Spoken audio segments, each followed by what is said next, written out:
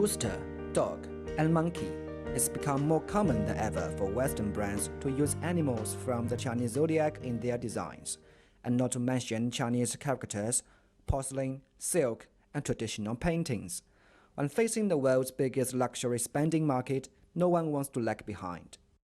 From Louis Vuitton to Victoria's Secret, most of the Western fashion brands are trying to woo their Chinese customers by adding more Chinese elements to their designs. At the recent Victoria's Secret fashion show in Paris, supermodels like Elsa Hosk and Kendall Jenner wore dragon-themed lingeries like this and this. But do Chinese consumers, especially the new millennials, like them? Let's find out. 应该金发碧眼的还是有点不适合这种类型的。我觉得不太适合他，反而我们中国奚梦瑶的就穿的挺好看的。 会更加的国际范儿一点，那也会让中国人其实我们能够更加的长脸吧。它肯定会有一点夸张吧，只能这样说。它好看在什么地方？霸气，很乱，表现不出来任何的一个主题，不好看。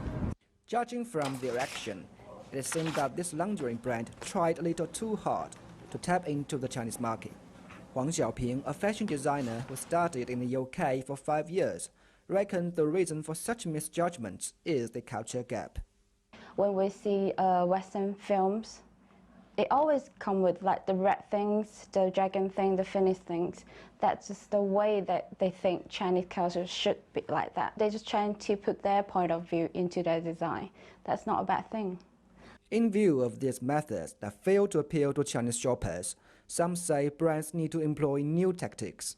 The Chinese are no longer that easy to be bought over as before. Chen Xiaoli is a part-time fashion blogger and also runs a club of elite women. Chen says in the past, the fashion taste of the Chinese was influenced by Western brands, but times have now changed. In the old days, they gave and we accepted. But it doesn't work that way nowadays. We don't have to like what you think we may like. Now we know what we want, so it will be better if they would listen to us more.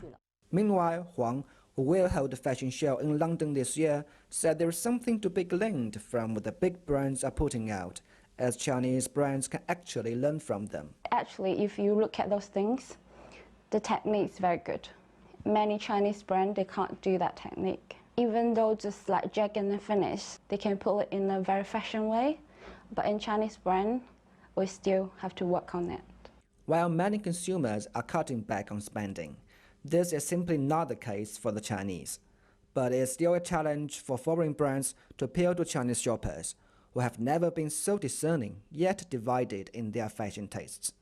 Ge Yunfei, CGTN, Guangzhou.